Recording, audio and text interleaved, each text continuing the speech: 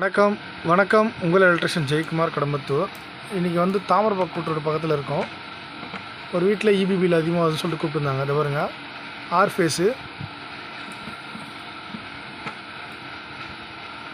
Y வரவே இல்லை,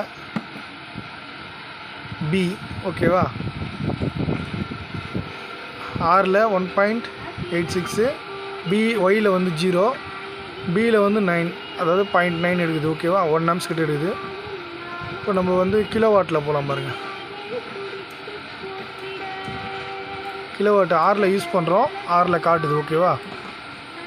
பாருங்கள், இது ஒயில் நம்மளுக்கு லைனும் வரல, ஆனால் வந்து லோடு மட்டும் எடுக்குது ஓகேவா.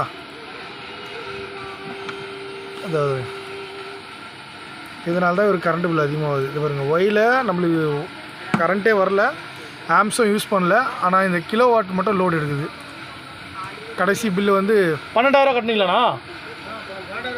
12,000 வரையும் கட்டியிருக்காரு. இப்போ நம்ம இதுதான் ரெடி பண்ண போகிறோம். ஆல்ரெடி ஒரு வீடியோ போட்டேன், இது இன்னும் நான் கிளியர் பண்ணல. இன்றைக்கி நைட் நான் இதை கிளியர் பண்ணிடுறேன், என்ன ஆச்சு, எதனால் இது போல் டபுளாக ஓடுதுன்னு சொல்லிட்டு. நன்றி.